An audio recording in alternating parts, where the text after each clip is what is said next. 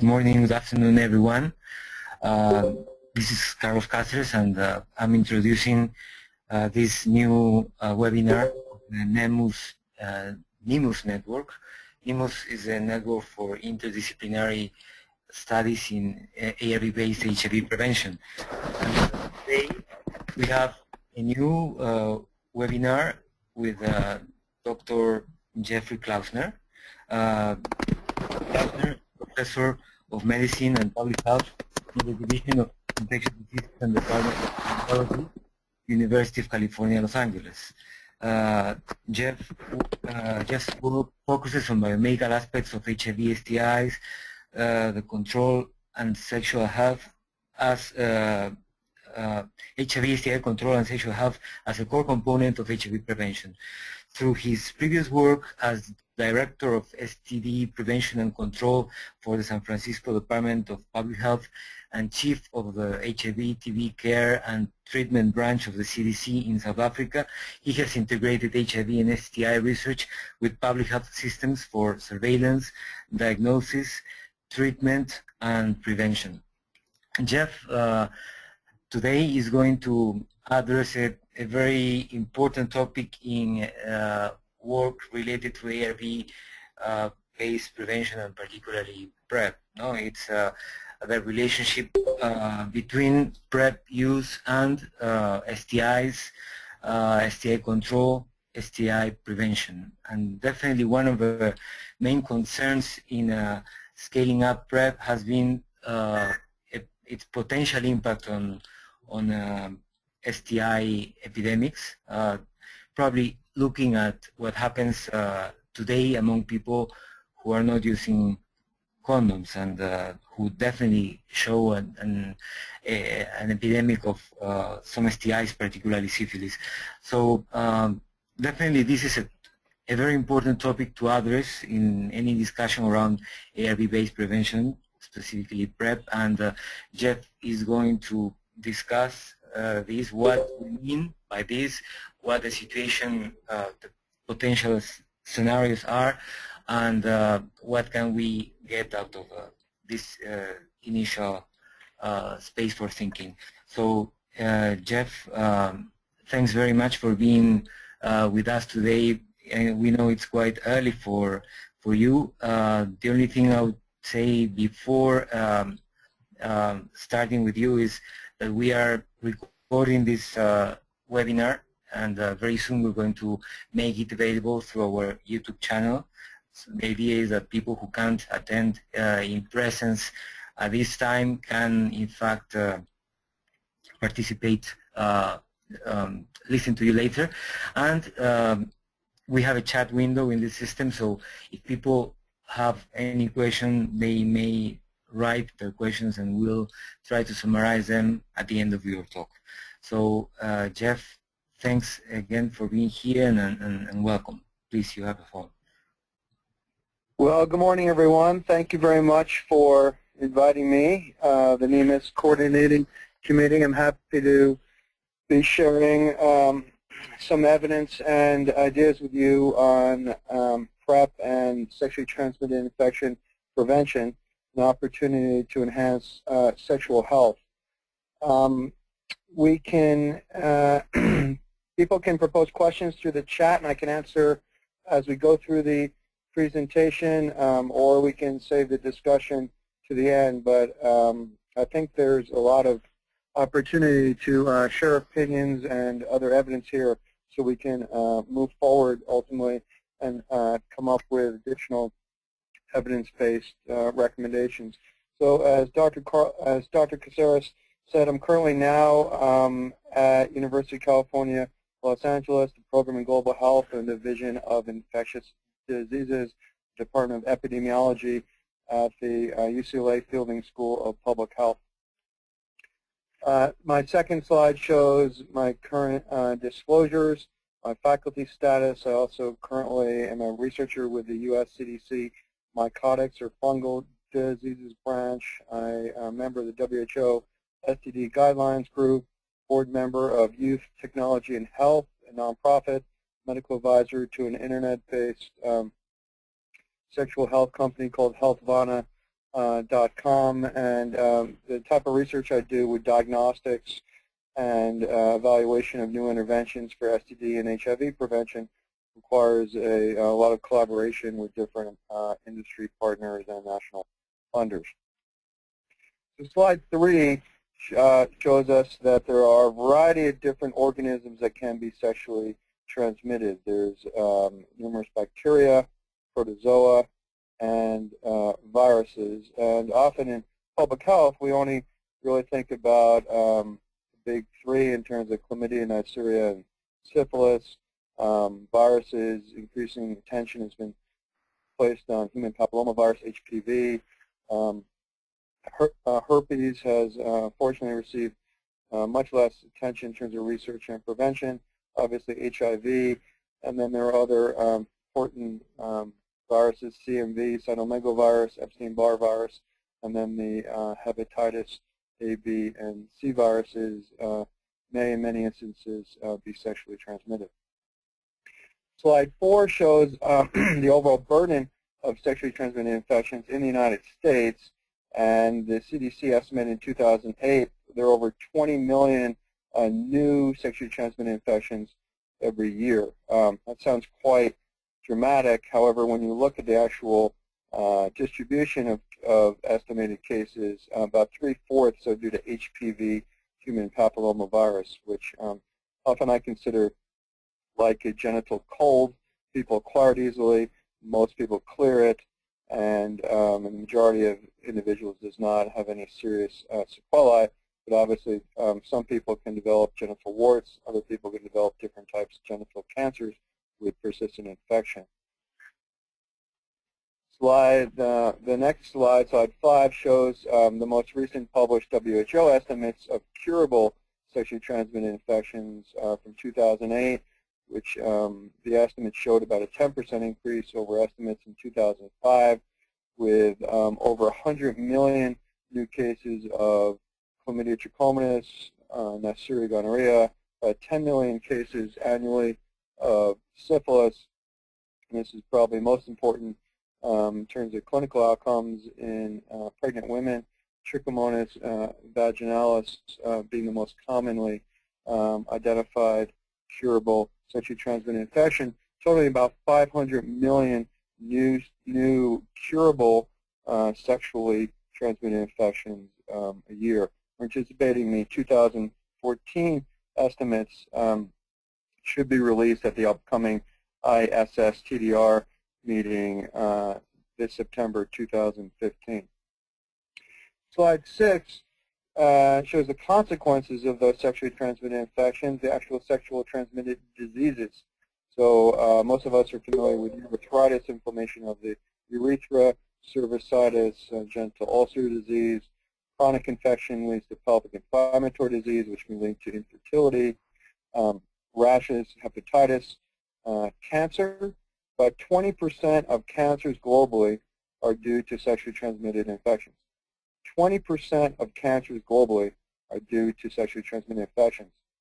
I emphasize that because people often forget that we have cancers that are vaccine preventable with hepatitis B immunization, human papillomavirus immunization, and those are indeed sexually transmitted infections.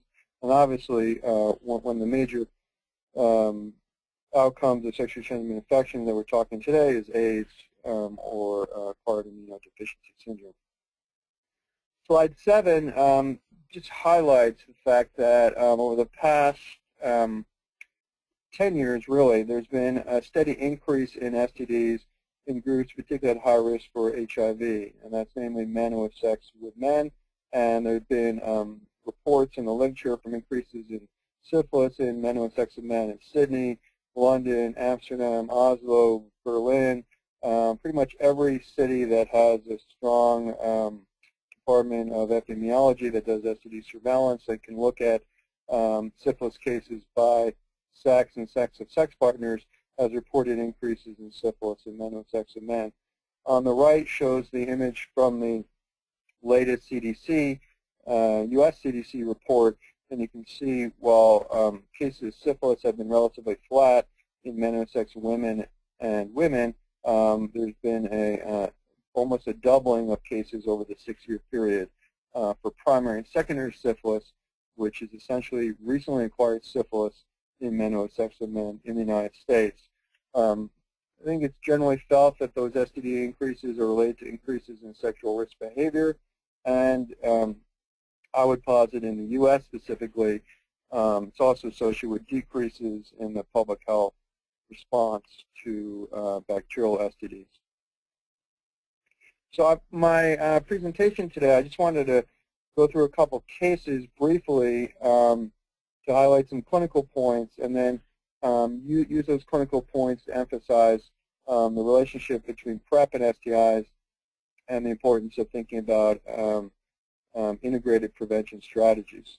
So this first case is a 28-year-old man on PrEP, presents with new onset of urethral discharge.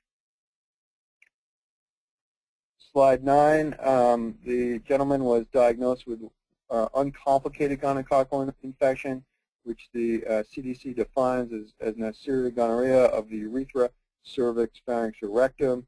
It's important because all those different anatomic sites can be independently infected and also are all treated the same way because they're considered uncomplicated gonococcal infection.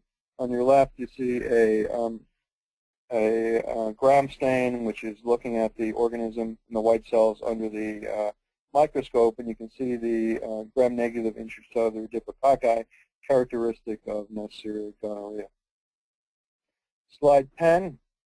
So currently, gram stain is not commonly used in the north, but in the south and many parts of the world, it's still the basic diagnostic modality. It's still a good test. Culture is less commonly used, and increasingly nucleic acid amplification tests that detect the organism's DNA or RNA are used. And those nucleic acid amplification tests use different types of technology, either PCR, polymerase chain reaction, STA, strand displacement amplification, TMA, transcription-mediated amplification. They're highly sensitive, highly specific. They've been FDA cleared in a variety of different specimen types, and they've been verified to perform adequately in pharyngeal and rectal specimens.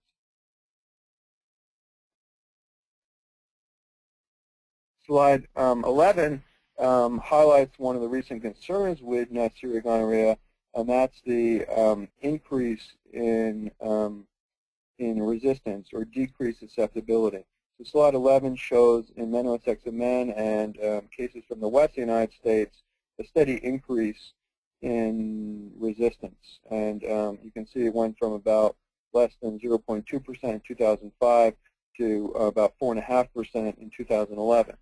Now this was particularly concerning and caused the CDC to, quote, sound the alarm. And the way the U.S. Public Health Services sounds the alarm, they write in perspective in the New England Journal of Medicine, and they state very clearly it is time to sound the alarm. And then they go on to talk about what the situation is and make recommendations for prevention and control. Slide 12 shows a little bit more recent data. The prior slide showed you data through 2011, and now you can see it looks like there's been a reversal or a change in the trend with control of increasing resistance and perhaps a return back to baseline.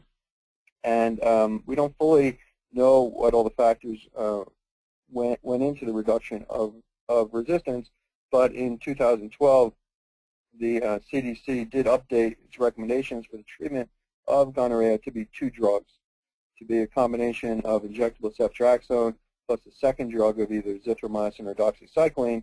And the dual drug therapy now is more consistent with combination therapy for tuberculosis or combination therapy for HIV. And it's felt that combination therapy may be associated with a slowdown in development of resistance at the population level. However, most countries globally are still using single-dose therapy and are still using ciprofloxacin which in many places around the world has been shown to be increasingly resistant to gonococcal infection. So slide 13 kind of brings us a little bit into the issue of PrEP and increasing STDs and screening. So this is a 22-year-old male interested in starting PrEP. He has one regular partner and occasionally meets new partners that he meets online. And I just want to emphasize the online issue because we found a steady and robust online social community and network pretty much wherever we look around the world. That's a very common means for people to meet new partners.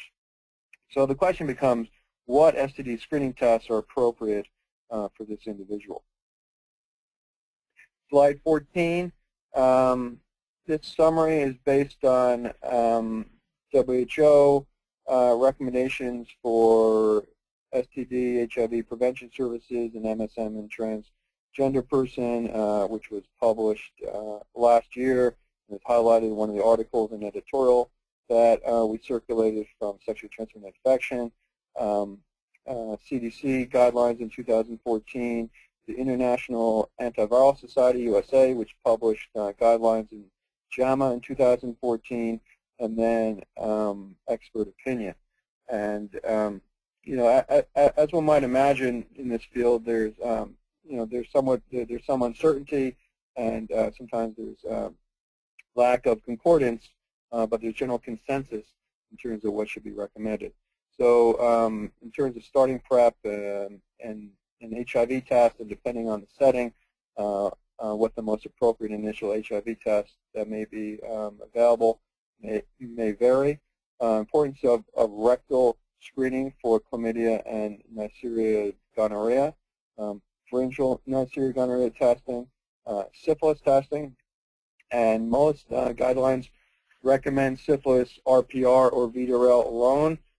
Some experts recommend additional TPPA testing to look for the presence of past infection and perhaps detect persons with untreated past infection. Anal cancer screening. Anal cancer screening is not addressed in many of the guidelines, but certainly there's a substantial number of experts who have documented the high rates of anal cancer in sexually active men who have sex with men, and there is consensus that at least a digital anal rectal examination should be done for anal cancer screening. Hepatitis A and B status determination. We know hepatitis B status is particularly important for patients started on tenofovir containing PrEP or vaccination confirmation. And then other interventions like risk reduction counseling, substance use assessment, and referral. Many of the guidelines are consistent with recommendation to consider herpes simplex virus type 2 antibody testing, and I'll get into that a little bit further later on. And there seems to be lack of consensus on the importance of urine chlamydia, trichomonas, and Neisseria gonorrhea testing, because the frequency of asymptomatic infection in men is fairly low and not felt to be cost effective, but some groups still recommend urine-based screening as well. And then also to avoid anal cancer screening with anal cytology, essentially a pap smear as opposed to a digital rectal exam, because the evidence is not clear yet that there's benefit to anal cytology versus just a digital anal rectal examination.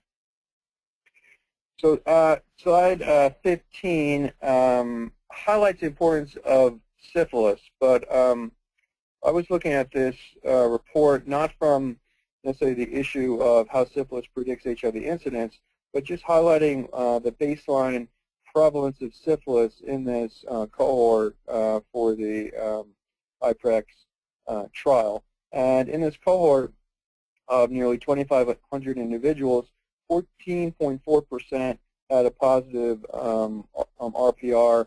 About 14% overall had a positive confirmatory test. So the baseline prevalence of current syphilis infection requiring further evaluation, either at least a treatment history or consideration of treatment was actually quite high. So 1 out of 7 individuals had a positive syphilis screening test necessitating further evaluation. And then over the study period, there was a robust incidence of syphilis of 7.3 cases per 100 person years, about 7% a year. And this was not markedly different between the 2 different study arms. And when we see incidences of STIs between 5 and 10%, we think that's strong justification for screening and interventions to reduce the incidence. Syphilis can be associated with neurosyphilis, even early neurosyphilis, inflammation of the brain, which may be associated with blindness, with strokes, with hearing loss, and various studies done around the world have shown anywhere from 2 to 5% of early syphilis cases may be associated with those neurological sequelae. Slide 16 shows some data that we had put together in San Francisco from about 2007 in high-risk men with sex men who were presenting to the STD clinic in San Francisco. And these data looked at the HIV status, or the HIV test result status among people who were coming in for HIV testing. So these men with sex men were coming in for testing. They were not known to be HIV infected. And then we looked at the rates of gonorrhea and chlamydia at different anatomic sites. And first, you can readily see that people who were newly diagnosed with HIV were anywhere from 3 to 4 times more likely to have a prevalent bacterial STI. And it's quite striking that about 25% had a prevalent gonococcal infection, about 19% had a prevalent chlamydia infection. But you can see that in both groups, the ranges of infection went from about 4 to, on average, about 10%. So there is a substantial burden of untreated curable infection in this population. So we know there's a burden of curable infections like gonorrhea, chlamydia, and syphilis. Slide 17 starts to bring us into the question of, okay, well, how often do we need to screen? So the recent recommendations from the CDC Division of HIV Prevention recommends routine STI screening in patients started on PrEP every 6 months. The CDC Division of STD Prevention, which is also part of the CDC in the same center but a different division, recommends screening high-risk men with sex of men. High risk is defined as men with more than one sex partner every 3 to 6 months. The National Coalition of STD Directors, which is a representative group of state and local STD controllers within the United States, recommends screening every 3 months. So question becomes, do we screen every 3 months, 6 months, or annually? And one could say, well, why is that important? And shouldn't we just waffle and maybe stick with STD prevention, say every 3 to 6 months? So I would argue that it's very important to have very clear and concrete recommendations. That for providers to follow recommendations, they need to be very specific and direct. And we need to make sure that our different organizations are communicating consistently with something that's readily followed that fits into the framework. And if the framework of PrEP is seeing patients on a 3-month basis, it would make sense to me to include STD screening routinely in that 3-month framework. However, slide 18 shows us that there's additional data done by a group at the Kirby Institute in Australia looking at modeling in terms of if we looked at different screening frequencies and different screening strategies for syphilis, what would be the projected impact of that screening frequency in high-risk MSM on syphilis prevalence, which are the slides, the figures A and C on your left, and syphilis incidence, which are slides B and D on your right. And one can see in figure D, and I highlighted that with an arrow, that you get the most impact on syphilis incidence with 4 tests per year. And the key variables that the group looked at were coverage in terms of, do we need to cover everyone, or do we need to cover just the people who are currently being tested, and the frequency. And they found that the most dramatic reduction in incidence was increasing the frequency in the people who are currently being screened, which supports the overall theory of STD control based on the core group.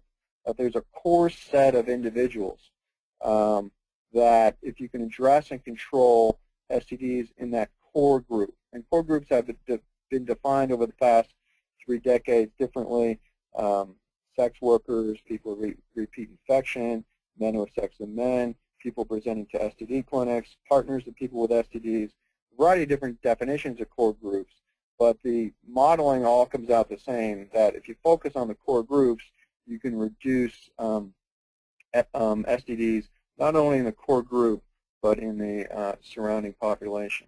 So I would argue that in our setting, PrEP users represent a core group at increased risk and should be the focus of frequent screening.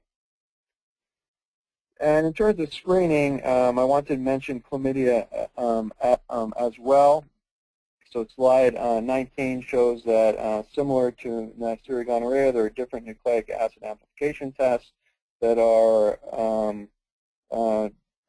commercially available that focus either on amplification of a DNA target in the organism or an RNA target in the organism.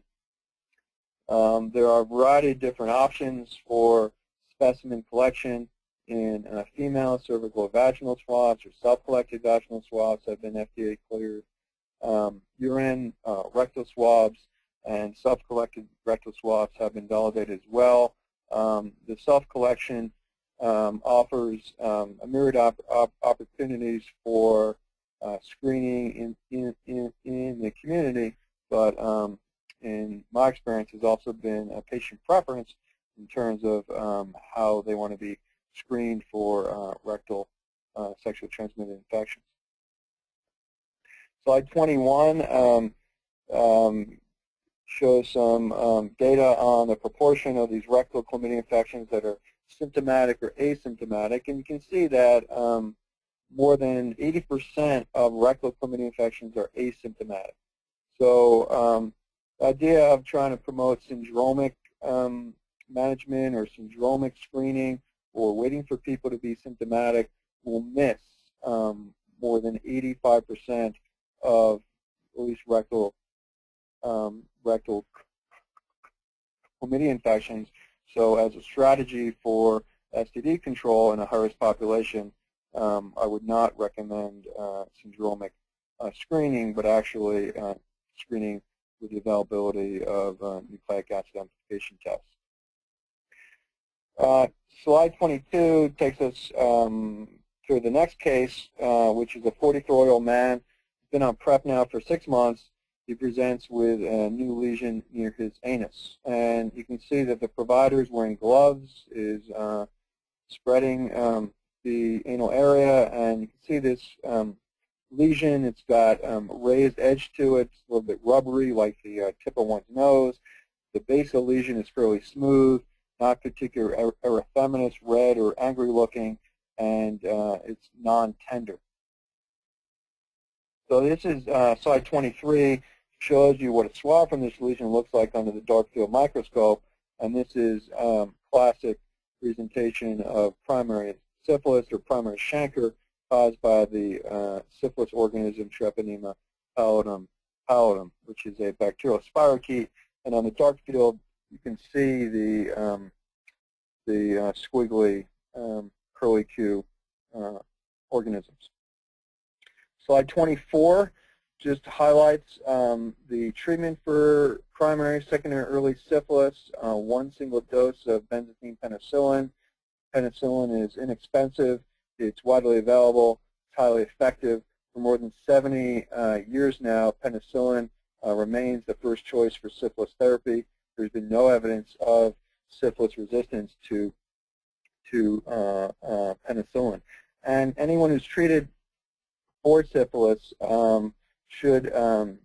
their contacts should be informed to receive prophylactic treatment. So all contacts within the past 90 days should be treated regardless of their serologic test with benzathine penicillin.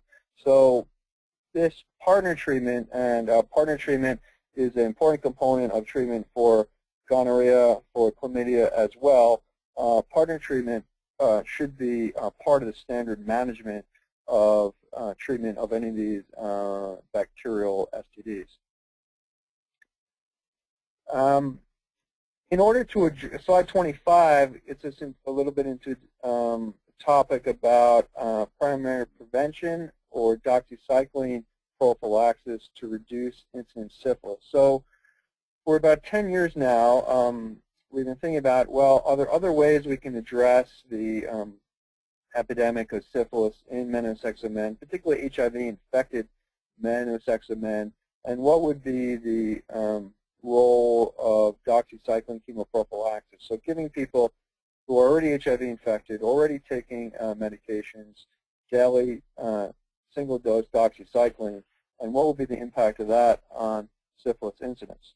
So this was just published about 2 weeks ago. It's a result of a study that was finished in 2013, and one can see that the sample size was modest. It was a sample size of 30.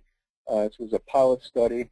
However, when you look at any STD, gonorrhea, chlamydia, or syphilis, there was a significant 73% reduction in the frequency of acquisition of infection. The other STDs alone, studies was not powered really to detect a specific outcome on an individual STD, but you can see that the effect measures were still quite strong. That there was a 70 to 80% effect on the reduction in syphilis incidence, although, as I mentioned, because of the small sample size, that was not statistically significant. So this does raise the issue and should open a dialogue around, particularly in individuals or groups that are high risk for syphilis acquisition, what might be the role of doxycycline. Slide 26 is another case of a 35-year-old male, long-term PrEP user now, prevents with this painful penile rash. He noticed the rash and the lesions about 2 days ago, and you can see there's a little bit of raised blisters in the center, and then there's some red or erythematous area around those raised lesions, and this is very consistent with genital herpes. Slide 27 shows some recent epidemiologic data from the United States as a whole, and documents that about 1 out of 6 individuals in the United States have been infected with herpes simplex virus type 2 from the NHANES National Health and Nutrition Evaluation Survey, where they go around the United States and obtain different measures of different diseases and infections with a population prevalence of about 15.5%. We also look for HSV1. The prevalence would be about 70%. And if we look specifically in men who are sex with men, those proportions would be substantially higher. When we counsel patients on genital herpes, we remind them it's common. Infection is often asymptomatic. Transmission is sexual and may occur often when partners are asymptomatic. So it can be very difficult to intervene to stop transmission of infection just on the basis of symptom recognition or avoidance of sex when symptomatic. However, we still recommend in those who are symptomatic to avoid sexual activity during that time. Condom use is effective for reduction of transmission. That's been well demonstrated, as well as acyclovir or valacyclovir daily suppressive therapy. And we advise people to tell partners most will cope. Now, I brought up herpes in this discussion because slide 29 shows some very interesting and somewhat expected results from Connie Kellum and the group with a subsequent analysis of their PrEP trial. And they show that daily oral PrEP, tenofovir-containing regimen, reduced HSV2 acquisition among HIV-uninfected heterosexuals. So this chart shows you the cumulative probability or the hazard of acquiring HSV2 infection over time. And you can see that about at 2 years, those who were on placebo, roughly about 10% acquired HSV2 infection versus those who were on PrEP, that was about 7%. So there was about a 30% reduction with the use of tenofovir, and this was an intent to treat analysis, so it did not look at blood levels in terms of this analysis. It was actually taking the PrEP, and also did not look at the HSV2 status of partners. So for all comers, there was a significant risk reduction, and one would expect it to be higher if you looked at specifically those who were most adherent and those who were most exposed.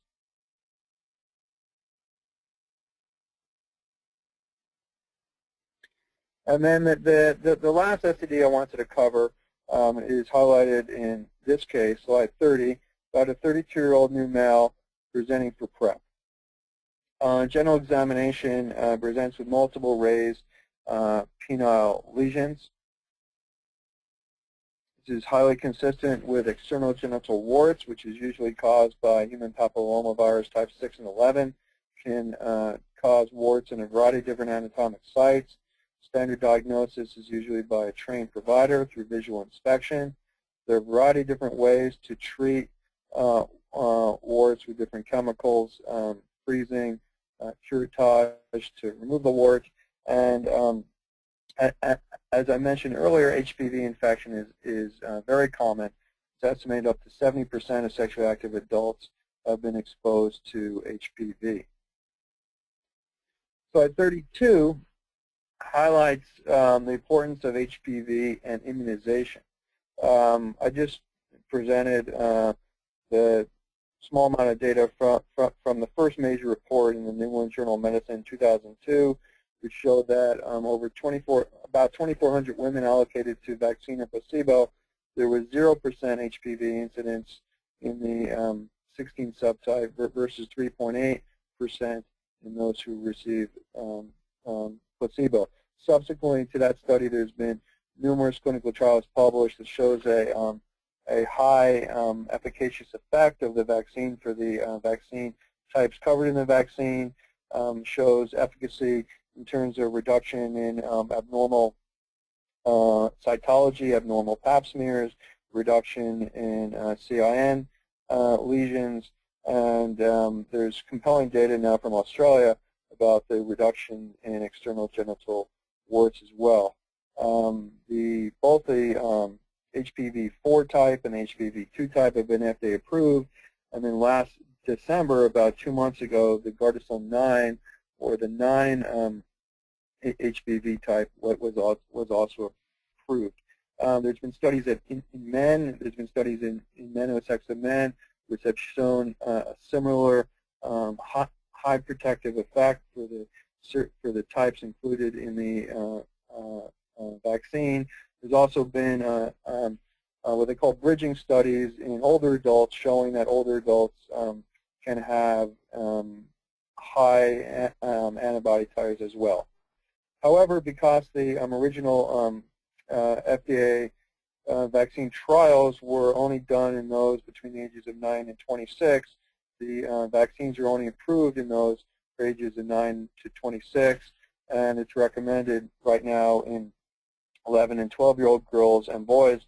However, it is also recommended in HIV-infected individuals and in men who have sex with men who meet the FDA approval ages, which would be age 26 years or less. Increasingly, clinicians and different groups are recommending vaccination for older individuals, as it's still likely, based on the epidemiology, that People have not been infected with all the vaccine types. However, the real challenge has been cost and coverage for those individuals outside of the FDA-approved age ranges. HPV and anal cancer. There are higher rates of anal cancer in gay men, further higher rates in HIV-infected gay men. It's been postulated that anal pap smear screening may detect early disease. There's no evidence that routine anal pap screening may reduce disease incidence, however, and current recommendations vary. There's no national recommendations, but most accept the digital rectal exam as best practice. So coming to the conclusion of my presentation, what will happen with PrEP scale-up? Will it decrease rates of STIs? So on the pro side, there could be a substantial increase in STI screening in high-risk individuals who are receiving PrEP.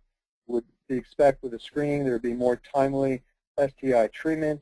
We know a shorter duration of infection can be associated with a reduction in transmission at the population level. There can be enhanced partner treatment.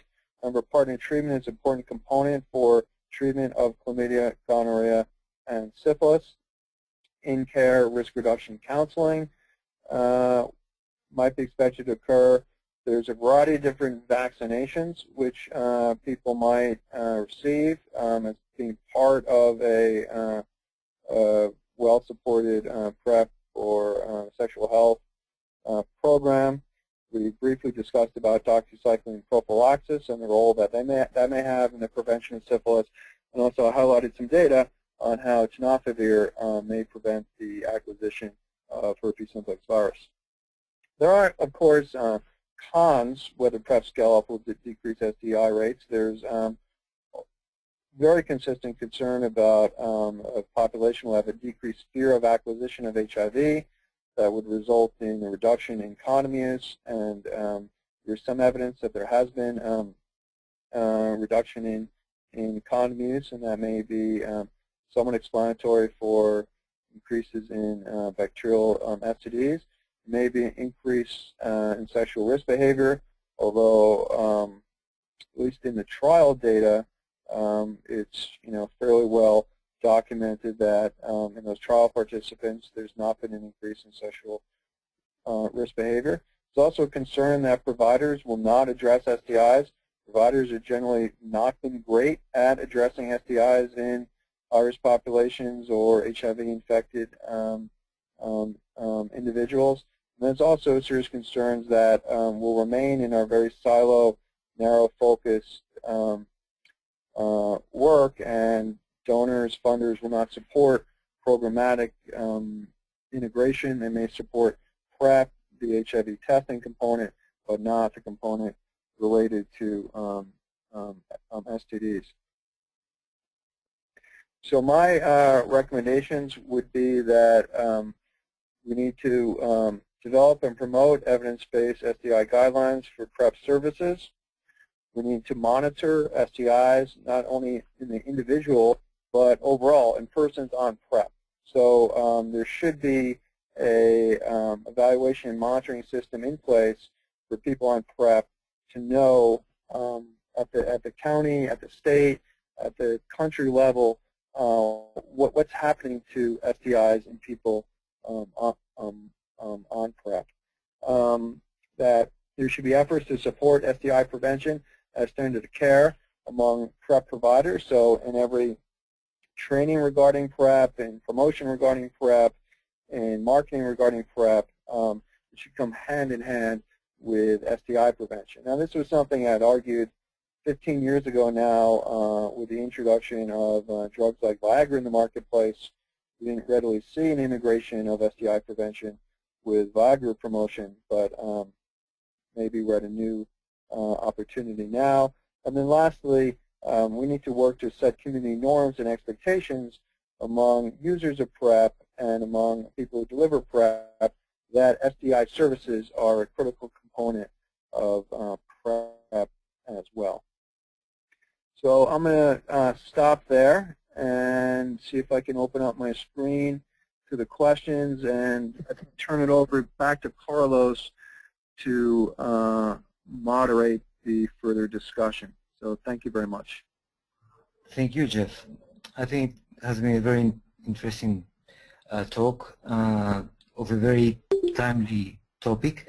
There are a few questions, and I will go through them. Sindra has, well, she asked about anal paps and how common they were, where they could be accessed. That's one first question. Then I think on slide 34, somebody else asked about, or whether you were talking about PrEP with single-dose TDF. I think it was related to prevention of herpes. If what you were mentioning was single-dose TDF or single-drug TDF, not single-dose. No, let's start with those two. Okay, so the first question was related to the availability of anal PAP. So first of all, it's not routinely recommended by any national organization or any really well-evidenced prevention group, CDC, WHO, U.S. Preventive Services Task Force, to perform anal PAPs. And there is a trial right now, an international trial called the Anchor trial, led by Joel Palevsky at UCSF, which will hopefully inform what the role of anal PAP is and treatment in people with abnormal PAP. So right now, it's reasonable for people to conduct a digital, and I apologize for the use of jargon there, a finger exam where one uses a gloved index finger and gets inserted into the anus. One feels around the anal canal to see if there's any abnormal lesions. Most anal cancers will be symptomatic. People will have pain, people will have bleeding, people will feel a small lesion or mass, and among different specialists, the finger exam is kind of what's uniformly recommended until we get better data demonstrating that the anal PAP has significant benefits. So is there a definite cost to anal PAP? There's obviously program costs in terms of setting up a program. There's human costs in terms of telling individuals they have an abnormal PAP result. Different studies have shown that anal PAPs will be abnormal in anywhere from 25 to 50% of individuals. So now you're telling a large number of people they have an abnormal PAP, which may never develop anal cancer or any significant sequelae from. And we always have to be concerned in cancer screening what the risks and benefits of screening are. Mm-hmm. The next question was on the annals report about single dose versus dual therapy. So tenofovir has been known for years to have anti-herpetic qualities. And early on, there's been some discussion about developing a tenofovir-based gel as an anti-herpes agent. So in terms of which PrEP would be effective for herpes prevention, as long as it contained tenofovir, it wouldn't really matter if it was single or dual therapy. Mm-hmm. Okay, then there was a discussion online around your cons, and you were listing decreased HIV fear as a con, and in fact there were comments in the sense that it was a con only if it leads to increased risk, yeah, and the fact, and people said it's other people said it's just a fact. My impression in that slide was that the pros were actually the actual potential characteristics of a PrEP program that includes STIs, whereas the cons were hypothetical negative outcomes, that in fact might be prevented with appropriate programming. So, for example, attitudes of professionals, even of funders. So I would say it largely depends on how PrEP is scaled up. And in fact, I agree with the point of fear. One of the main advantages of implementing PrEP for many people is that actually the fear that goes with sex in many cases would decrease, and clearly, I mean, the risk for HIV would be decreased too. We're talking about STIs and how they can be controlled. That probably wouldn't be by completely preventing infection, but by controlling and treating infection, as you've discussed. There's another, I think, yeah, and that's probably... I would say that you're absolutely right, and that's a very valid point. I mean, the absence of fear and the decrease of fear is a good thing. It's a positive thing. I fully agree with that. We want people to be sexually active, have a sense of sexual wellness. Sex is a good thing. We don't want people to be fearful about it, and I will certainly update that and put it into better context in terms of I was trying to communicate that the lack of fear would be potentially driving the epidemics, but we wouldn't try to impose fear to to counterbalance that, to reduce the epidemic. I completely agree. Well, I think it would be important to address at this point the issues related to populations beyond MSM and populations beyond the U.S. Definitely, a lot of the data and the research come from the U.S., but what do you think could be relevant for PrEP utilization in other populations, and particularly beyond the U.S. in the Global South, in lower and middle income countries? There was one question specifically focused on female sex workers, but we can talk about other. Yeah, so I mean, it's certainly, it's a global issue, and part of the challenge is the availability of screening tests. So HIV tests are routinely available, syphilis tests are routinely available, there's point-of-care tests for syphilis, there's point-of-care dual tests for syphilis and for HIV. One of the big challenges, there's a very limited availability of diagnostic tests for chlamydia and gonorrhea, which is actually quite unfortunate and represents, I'm not sure, a lack of knowledge or lack of will, because the tests are available, and it's the same type of viral load machine people use for HIV, same type of PCR people are now using everywhere for tuberculosis, but this technology is not being routinely used or scaled up for chlamydia and gonorrhea diagnosis or control in these settings.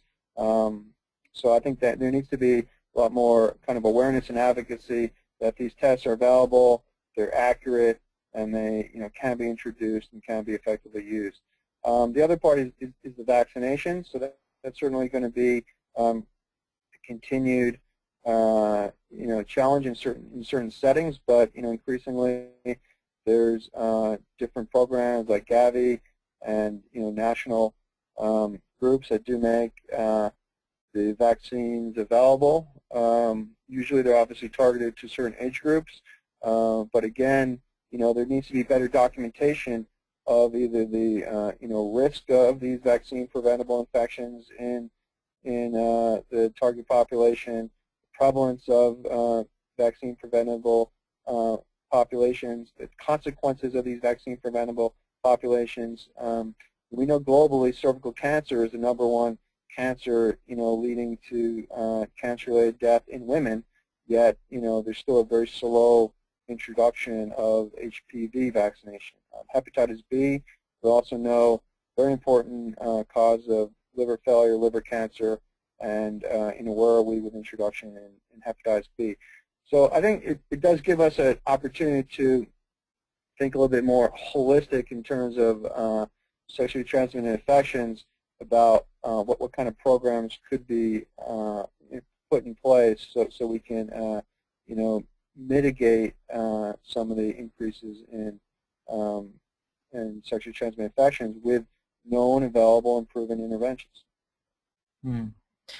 For the other national context you worked with in South Africa, for example, definitely South Africa is considering PrEP scale up and in various populations. So in that context, how do you foresee the possibility of implementing an STI-sensitive PrEP program? Well, I mean, I think it's feasible. I mean, the South African National Health Laboratory Service, NHLS, is one of the largest laboratory programs in the world. It's a centralized program. They have laboratories throughout the country. There's also what we call near-care PCR tests. So there are machines that can be in very distal clinics, still need electricity to run, but I think we have as advocates, as researchers, as scientists, policy leaders in sexual health, we have to kind of push things forward, and the same way people push forward treatment as treatment and then treatment as prevention, we need to push forward these interventions for sexual health. So I think it can be done. But still an open question about will it be done.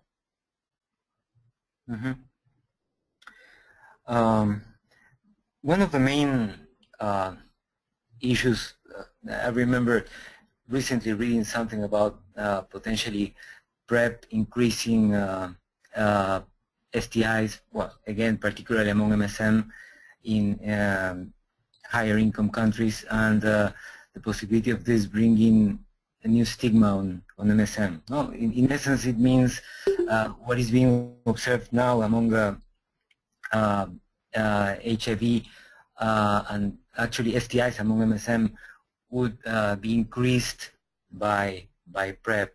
Do you think that could be the case, that PrEP scale up would essentially mean more STIs? Well, I mean, I'm going to argue that it won't, and I don't think we should set that expectation.